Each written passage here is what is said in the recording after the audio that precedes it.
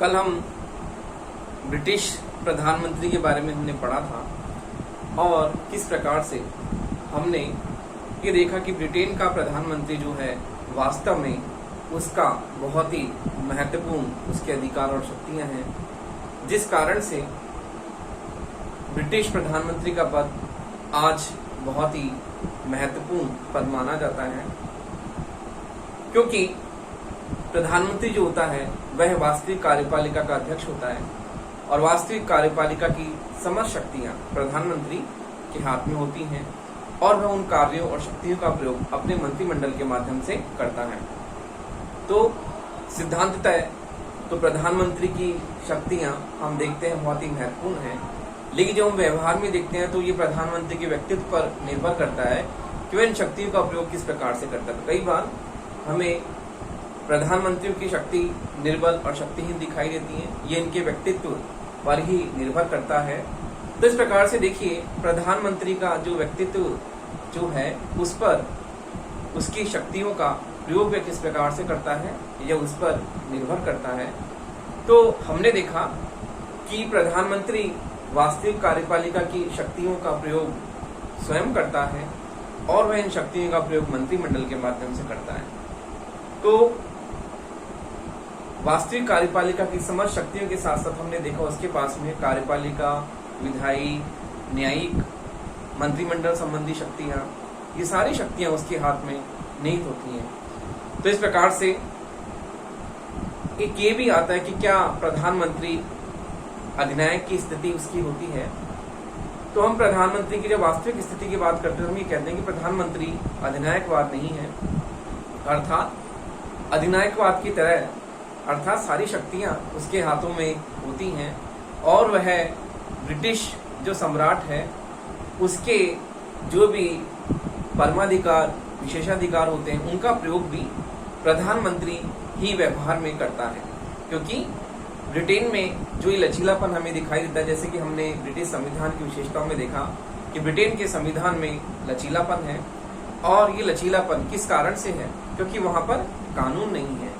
इसी प्रकार से प्रधानमंत्री पद में भी हमें लचीलापन दिखाई देता है, क्योंकि ब्रिटेन में कोई कानून नहीं है, वह अभिसमय और परंपराएं हैं। तो इस प्रकार से अभिसमय और परंपराएं जो होती है वह समय समय पर परिवर्तित होती रहती हैं और समय और परिस्थिति के अनुसार उनमें परिवर्तन होता रहता है।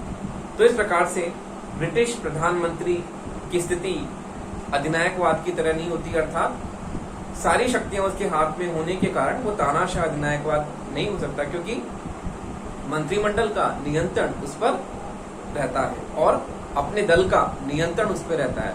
क्योंकि वह कल मैंने आपको बताया था एक शब्द राजनीतिक सजातीयता, अर्थात जो भी निर्वाचित सरकार होती है वो अपने दल के प्रति वफादार होती है और उसके दल के जो सदस्य होते हैं वो मंत्री के रूप में शपथ लेते हैं। तो वो सब जो निर्वाचित सरकार है वो एक ही दल से संबंधित होती है।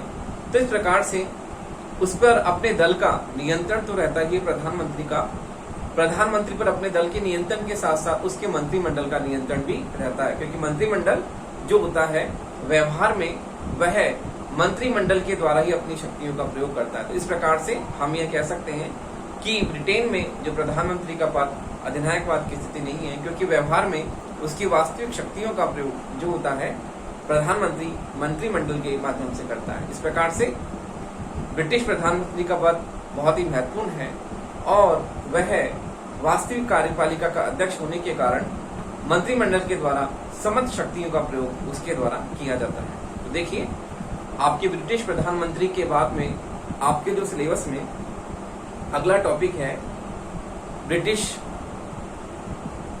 संविधान में अगला टॉपिक है आपका लॉर्ड सभा। तो देखिए हम लॉर्ड सभा के बारे में देखते हैं।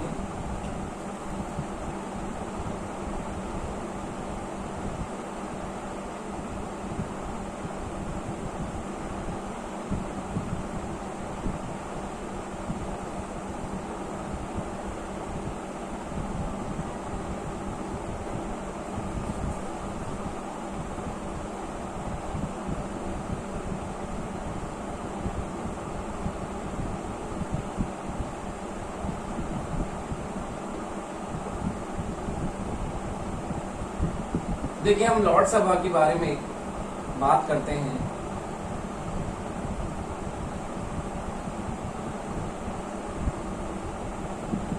ब्रिटिश संविधान में हमने देखा कि वहां पर द्विसदनीय व्यवस्था है, अर्थात द्विसदनात्मक व्यवस्थापिका ब्रिटेन में हमें दिखाई देती है। तो ब्रिटेन में 2 सदन हैं। प्रथम सदन तो है ब्रिटेन में संसद के 2 सदन हैं, क्योंकि संसदीय शासन व्यवस्था है और द्विसदनात्मक व्यवस्था वहां पर प्रचलित है। तो संसद के 2 सदन हैं। पहला है लोक सदन,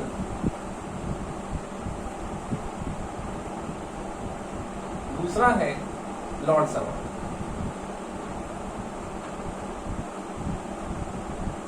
लोक सदन प्रथम सदन व निम्न सदन।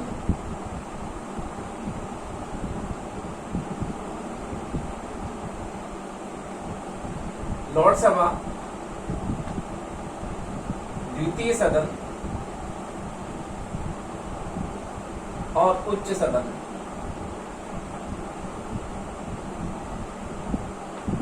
देखिए, ब्रिटेन में द्विसदनात्मक संसदीय व्यवस्था है और संसद के 2 सदन हैं।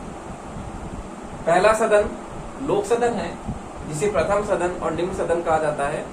दूसरा सदन लॉर्ड सभा है, जिसे हम उच्च सदन कहते हैं। तो देखिए, इस प्रकार से ब्रिटेन में संसद के 2 सदन हैं और इन 2 सदनों में हम लोक सदन को लेते हैं और लॉर्ड सभा को लेते हैं। तो देखिए, इस प्रकार ब्रिटेन में संसद के 2 सदन हैं, लोक सदन और लॉर्ड सभा। लॉर्ड सभा संसद का द्वितीय सदन है, जिसे हम उच्च सदन कहते हैं। उसी प्रकार से लोक सदन संसद का प्रथम सदन है, जिसे हम निम्न सदन के नाम से जानते हैं। तो देखिए, इस प्रकार संसद द्विसदनात्मक व्यवस्था है और द्विसदनात्मक व्यवस्था होने के कारण 2 सदन हैं। तो हम सबसे पहले लॉर्ड सभा के बारे में बात करेंगे, उसके बाद में हम लोक सदन के बारे में चर्चा करेंगे। तो सबसे पहले हम देखते हैं लॉर्ड सभा।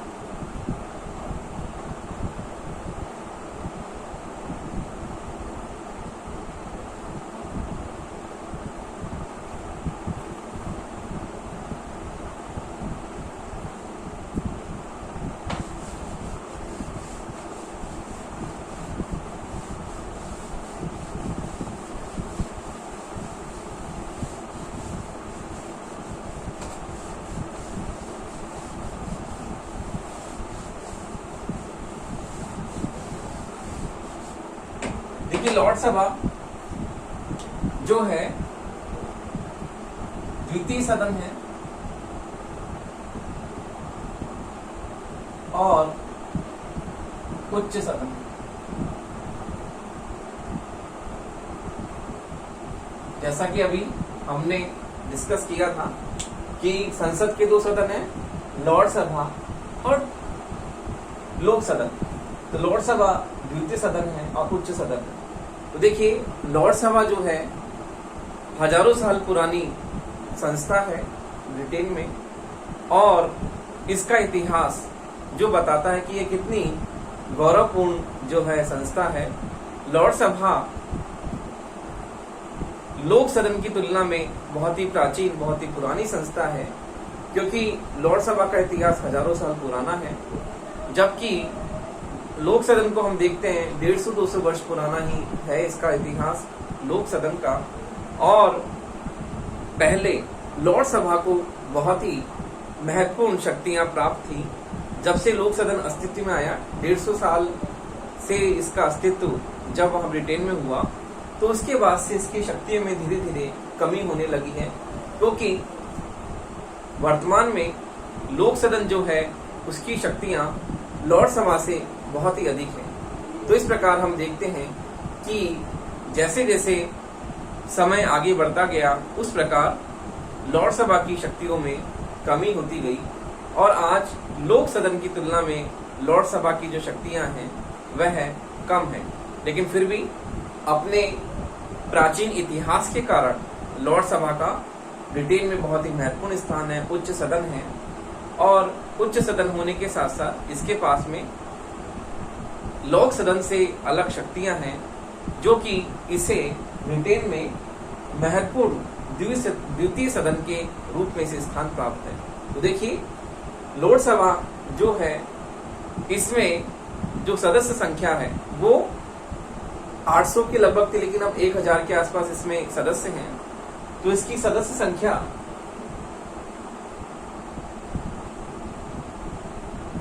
इसकी सदस्य संख्या 1000 के लगभग है।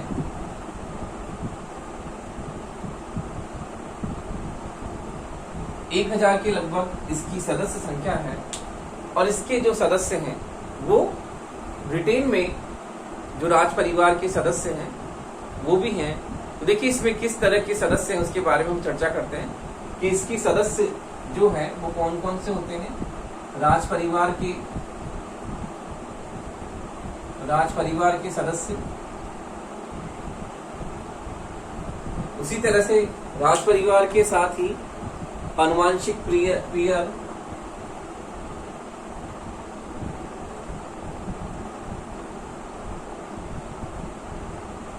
आनुवंशिक पीयर होते हैं।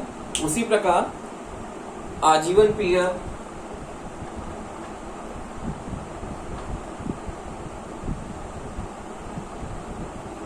आध्यात्मिक लॉर्ड,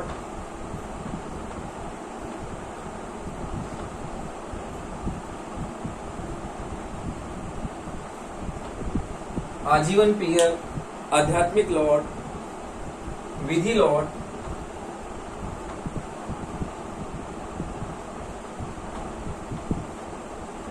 स्कॉटलैंड के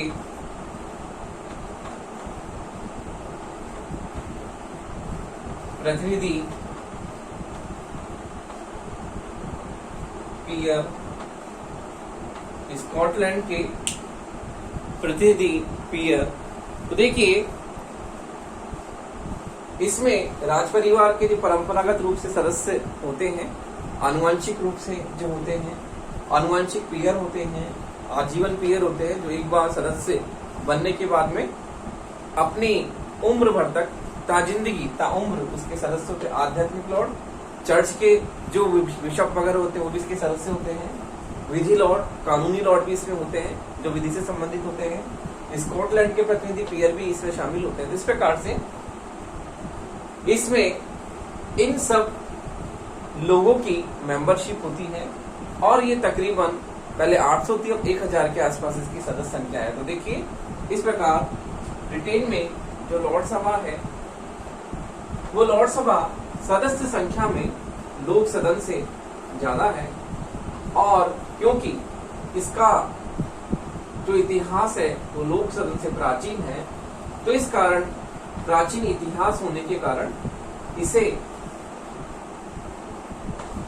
बहुत ही महत्व का सदन माना जाता है और इसमें आध्यात्मिक लॉर्ड, बिशप, चर्च के लोग ये सब इसमें शामिल होते हैं। तो इसलिए इसकी सदस्य संख्या लोक सदन से ज्यादा है और इस प्रकार हमने देखा कि इसमें किस प्रकार से लोग हैं। तो देखिए लॉर्ड सभा जो होती है इसमें जो पदाधिकारी होते हैं उसके बारे में हम देखते हैं कि लॉर्ड सभा के पदाधिकारी कौन कौन से होते हैं।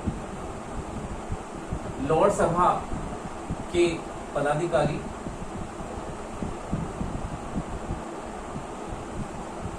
इसका जो अध्यक्ष होता है वो होता है लॉर्ड चांसलर। लॉर्ड चांसलर इसका अध्यक्ष होता है और इसके साथ साथ ही कई इसमें प्रतिनिधि होते हैं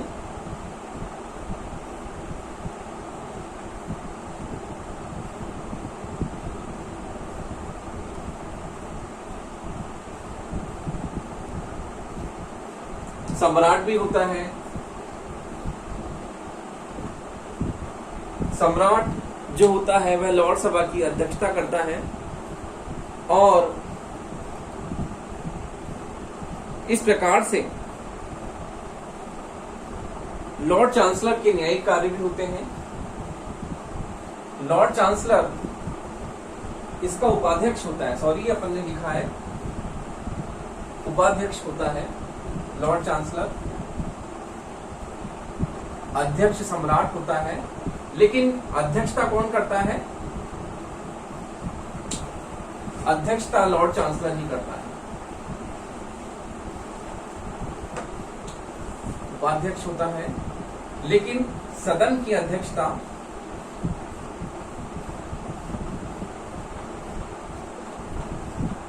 लॉर्ड चांसलर ही करता है, क्योंकि सम्राट जो होता है वह अनेक महत्वपूर्ण कार्यों में व्यस्त रहता है। तो इस प्रकार से उसके महत्वपूर्ण कार्यों के कारण उसे समय का अभाव होता है, तो सदन की अध्यक्षता लॉर्ड चांसलर करता है। इस प्रकार से लॉर्ड सभा जब न्यायिक कार्य भी लॉर्ड चांसलर के हैं। हमने बताया था आपको कि लॉर्ड जब न्यायिक कार्य होता है उस समय लॉर्ड चांसलर सदन की अध्यक्षता करता है। तो इस प्रकार से लॉर्ड सभा के न्यायिक कार्य भी हैं और जब लॉर्ड चांसलर जो होता है इसकी बैठकों की अध्यक्षता करता है, सदन की अध्यक्षता, बैठकों की अध्यक्षता, ये सब लॉर्ड चांसलर के द्वारा ही होती है। देखिए इस प्रकार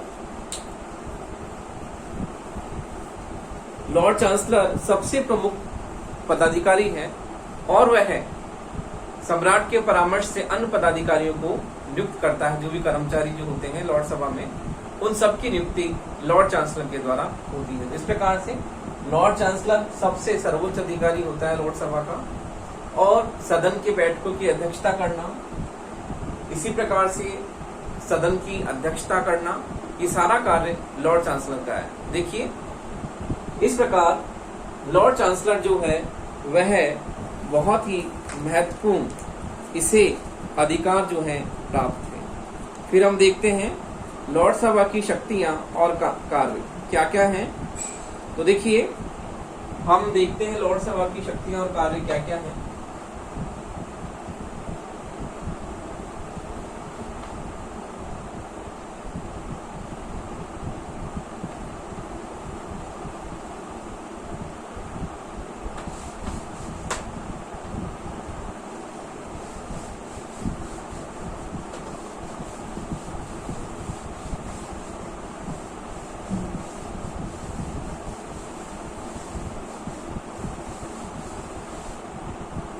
देखिए लॉर्ड सभा की शक्तियां और कार्य किस प्रकार से हैं।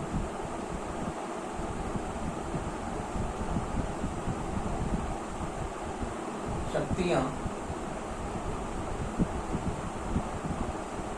एवं कार्य। देखिए लॉर्ड सभा को उच्च सदन कहा जाता है। ब्रिटेन में इसे द्वितीय सदन के रूप में महत्वपूर्ण स्थान प्राप्त है और इसकी शक्तियां बहुत ही महत्वपूर्ण है। इसे विधायी, वित्तीय, कार्यपालिका, न्यायिक सभी क्षेत्रों में इसे शक्तियां प्राप्त हैं, जिसके बारे में हम चर्चा करेंगे अभी कि लॉर्ड सभा जो है अपनी शक्तियों में उसे कई तरह की शक्तियां प्राप्त हैं, जैसे कि कार्यपालिका संबंधी शक्तियां, विधायी शक्तियां, न्यायिक शक्तियां, वित्तीय शक्तियां आदि अन्य शक्तियां इसे प्राप्त हैं। तो हम सबसे पहले देखते हैं विधायी कार्य व शक्तियां। तो देखिए पहले लॉर्ड सभा की विधायी कार्य एवं शक्तियां हम देखते हैं। विधायी शक्तियां लॉर्ड सभा की कौन कौन सी हैं। तो देखिए लॉर्ड सभा जो है वह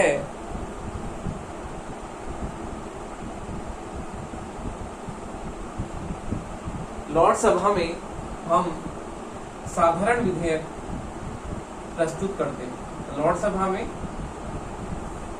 साधारण विधेयक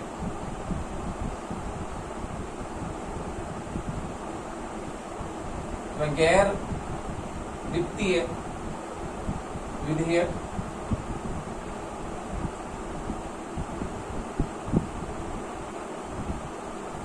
व गैर विवादास्पद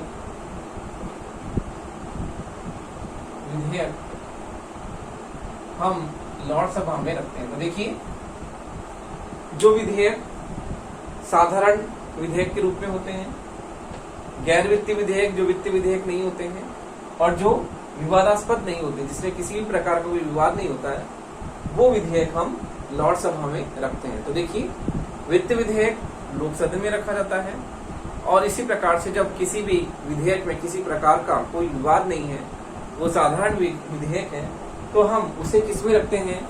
लॉर्ड सभा में रखते हैं। तो देखिए, लॉर्ड सभा में साधारण विधेयक को रखा जाता है, और साधारण विधेयक जो होता है उसके संबंध में दोनों सदनों को ही समान शक्तियां प्राप्त है कि एक सदन से पारित होगा, फिर दूसरे सदन से वो पारित होगा, फिर राष्ट्रपति नहीं, सम्राट के पास में वो हस्ताक्षर के लिए जाएगा, तब वो कानून के रूप में बनेगा। तो देखिए, इस प्रकार से साधारण विधेयक के संबंध में लॉर्ड सभा और लोक सदन को दोनों को समान स्थिति प्राप्त है कि साधारण विधेयक किसी भी सदन में हो सकता है, लेकिन लॉर्ड सभा में हम साधारण विधेयक और गैर वित्तीय विधेयक को रखते हैं। और वित्तीय विधेयक के संबंध में महत्वपूर्ण बात यह है कि वित्तीय विधेयक सबसे पहले लोक सदन में रखा जाता है। इस प्रकार से विधायी क्षेत्र में इसे महत्वपूर्ण शक्तियां प्राप्त हैं, लेकिन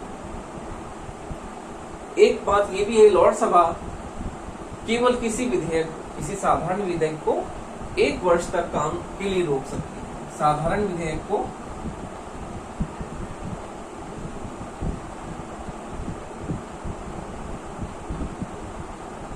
केवल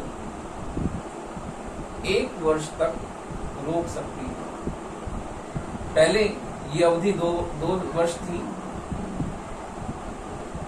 तो देखिए, हम देखते हैं विधायी क्षेत्र में इसे इतनी महत्वपूर्ण शक्तियां प्राप्त नहीं है जितनी कि लोक सदन को है। तो लोक सदन इस प्रकार से विधायी क्षेत्र में लॉर्ड सभा से महत्वपूर्ण सदन है, क्योंकि वित्तीय क्षेत्र में उसे शक्तियां प्राप्त हैं, और वित्तीय शक्तियों के कारण हम ये कहते हैं कि वित्त विधेयक लॉर्ड सभा में रखा जाता है।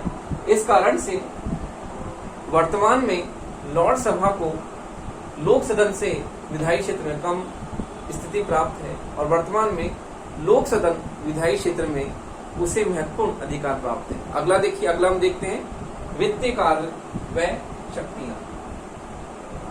तो देखिए, अगला है वित्तीय कार्य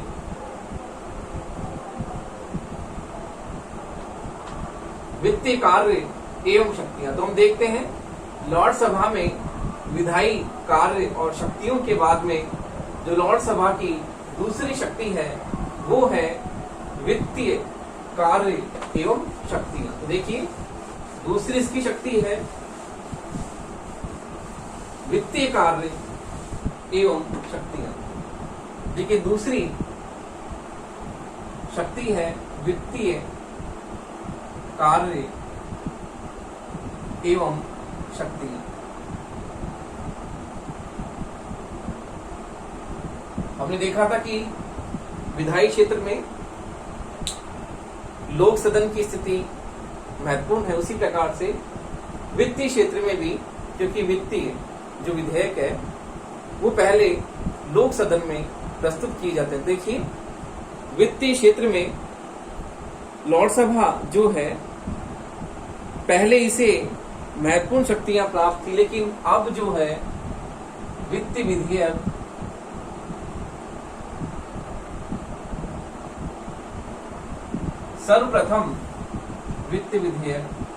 सर्वप्रथम लोक सदन में ही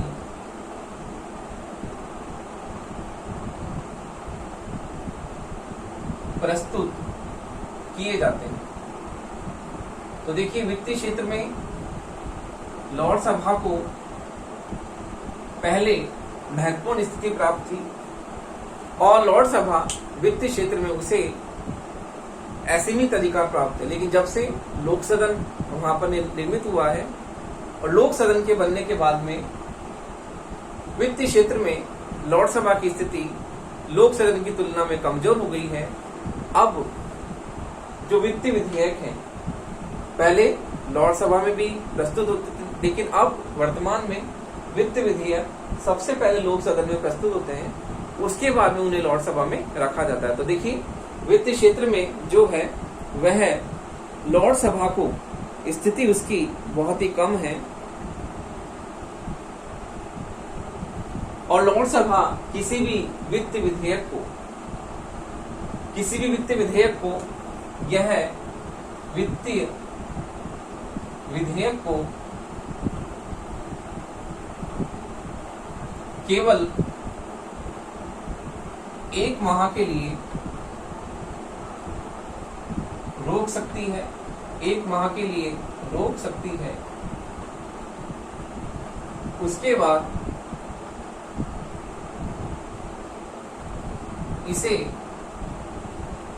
उसे लौटाना ही होता है।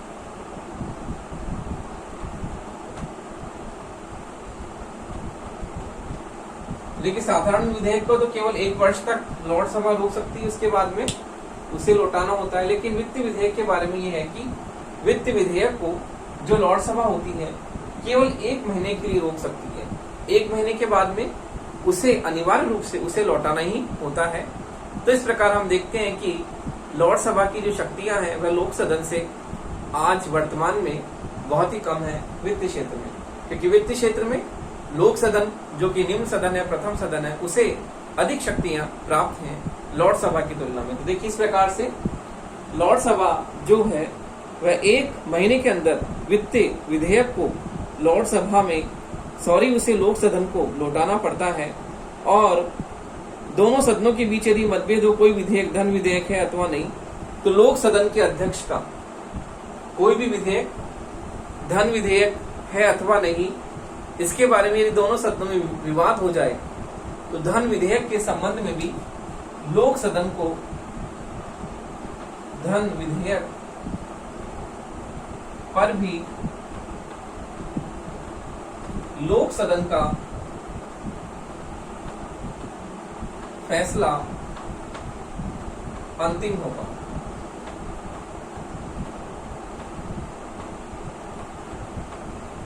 और यह इसमें कोई संशोधन नहीं कर सकती है। लॉर्ड सभा वित्तीय विधेयक में किसी प्रकार का संशोधन नहीं कर सकती है। तो देखिए इस प्रकार हम यह देखते हैं कि वित्तीय विधेयक में लॉर्ड सभा की स्थिति बिल्कुल नगण्य है। वित्तीय विधेयक केवल लोक सदन में ही प्रस्तुत किए जाते हैं और ये वित्तीय विधेयक को केवल 1 महीने के लिए रोक सकती है, फिर इसे वापस लोक सदन को वापस लौटाना ही होता है। लॉर्ड सभा केवल 1 महीने के लिए वित्तीय विधेयक को रोक सकती है, उसके बाद में इसे लोक सदन को लौटाना होता है। कोई भी विधेयक धन विधेयक है अथवा वित्तीय विधेयक है अथवा नहीं, इस पर दोनों सदनों में यदि विवाद उत्पन्न हो जाए तो लोक सदन के अध्यक्ष का जो फैसला है वह अंतिम होता है। इसमें भी लोक सदन को महत्वपूर्ण स्थिति प्राप्त है। इसी प्रकार से वित्तीय विधेयक में जो लॉर्ड सभा है किसी प्रकार का संशोधन नहीं कर सकती है, ये शक्ति भी लोक सदन के पास है। तो देखिए इस प्रकार वित्तीय विधेयक में हम देखते हैं कि लॉर्ड सभा की स्थिति बिल्कुल नगण्य है, शून्य है, जबकि लोक सदन की स्थिति जो है बहुत ही महत्वपूर्ण है। देखिए अगला जो है हम देखते हैं कार्यपालिका संबंधी शक्ति एवं कार्य।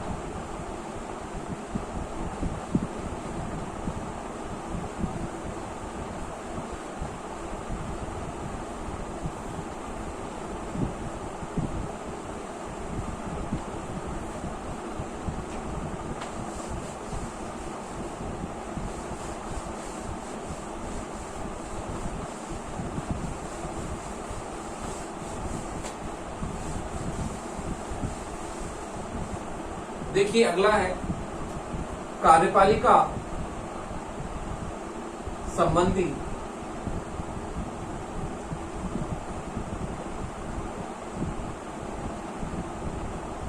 शक्ति एवं कार्य।